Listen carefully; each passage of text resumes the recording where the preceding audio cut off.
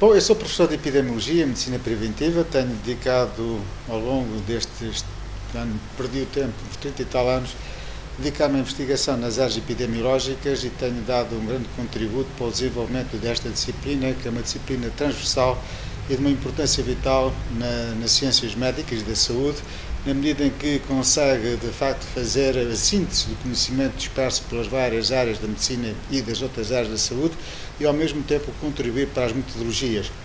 Dentro de todos os estudos epidemiológicos que tenho feito até hoje, tenho sido mais na área das doenças cardiovasculares, para a qual dei um grande contributo com a realização de inúmeros estudos de investigação a nível nacional e, ultimamente, de um estudo que colaborei e que ajudei a coordenar, que foi o estudo da prevalência da diabetes em Portugal, o primeiro estudo de base populacional e que constitui um estudo muito importante na medida em que ficamos a conhecer bem a realidade desta epidemia que é a diabetes, quer das pessoas, quantas pessoas é que sofrem e quantas é que sofrem e não sabem que estão a sofrer, além daquelas que irão sofrer. Ou seja, é um estudo de uma importância extraordinária que tem implicações a nível dos cuidados médicos, mas também da política da saúde em Portugal. E folgo porque a epidemiologia já ocupa um lugar de destaque e a sua importância é reconhecida por todas as especialidades médicas. Quando me convidaram para falar um pouco para falar sobre um livro, eu quase que de imediato lembrei-me de 2,5, digamos assim. Ou melhor, sim, talvez melhor, 3 livros e meio.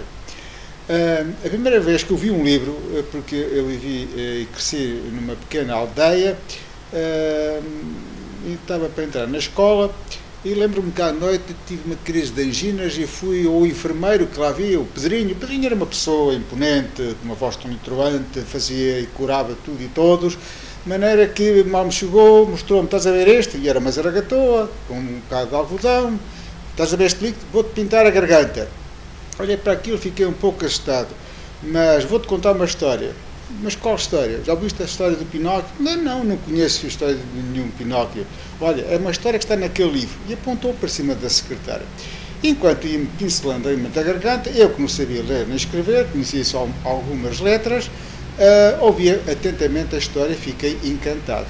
Mas, no fim, o meu desejo era ficar com aquele livro. Mas, claro, não ia pedir agora aquele livro ao Pedrinho, que era o enfermeiro. E ele disse, olha, eu vou-te dizer uma coisa, mas tens que dizer a verdade, está bem?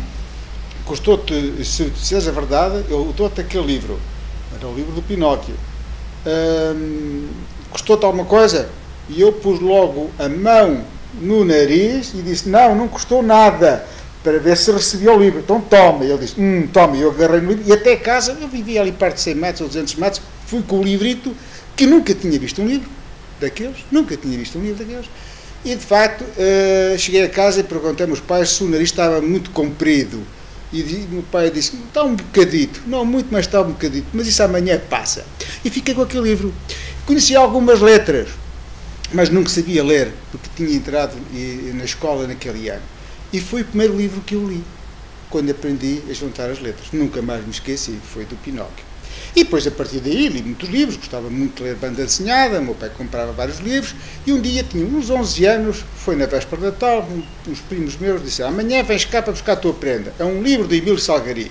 Quando eles disseram que era um livro do Emílio Salgari, que é que eu pensei, bom, isto é capaz de ser a história do Sandokan, eu adorava a história do Sandokan, mas pensava que era um livro cheio de figuras. Quando lá chego, não. Dá-me um livro chamado As Maravilhas do Ano 2000.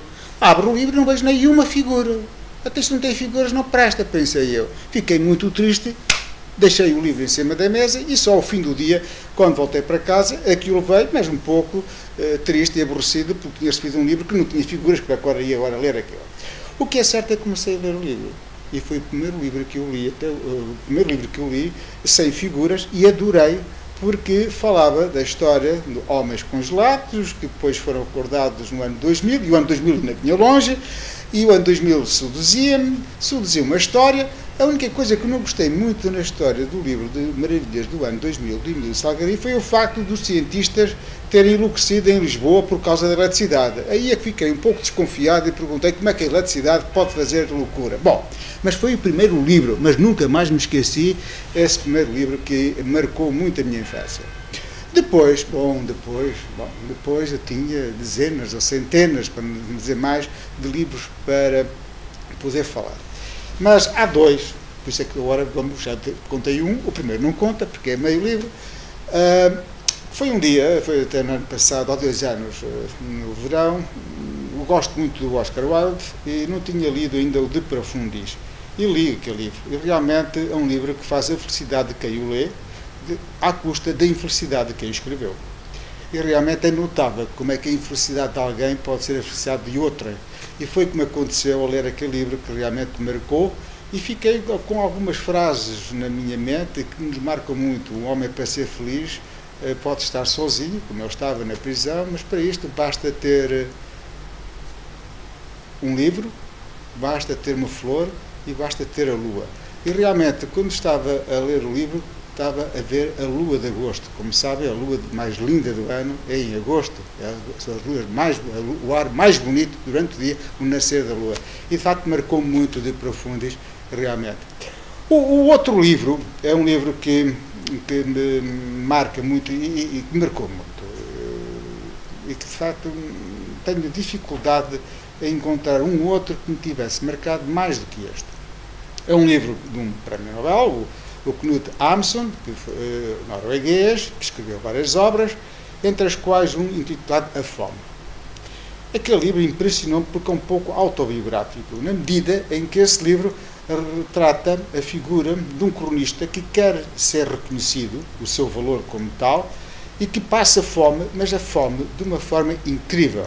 Chega a ter alucinações, chega a ter comportamento bastante alterado, mas há uma coisa que realmente naquele homem e naquela obra que a mim me seduziu e continua-me a seduzir, é que a honra e a honestidade conseguem mantê-lo nos casos limites.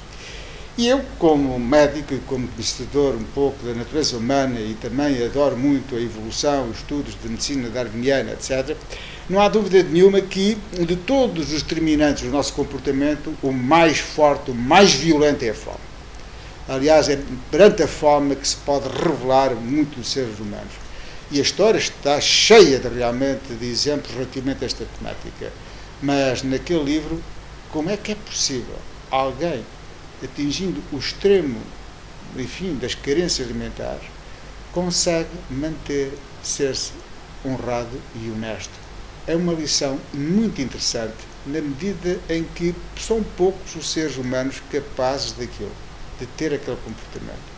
Porque a grande maioria não tem aquele comportamento, nem de perto nem de longe. Aquela informação, aquela mensagem daquele autor, daquela obra, diz o seguinte: ainda há, ou pode haver, um conjunto de seres humanos que retém em si um conjunto de características capaz ainda de dar salvação à espécie humana e abrir o futuro numa perspectiva muito agradável. Por isso, nunca mais me esqueci.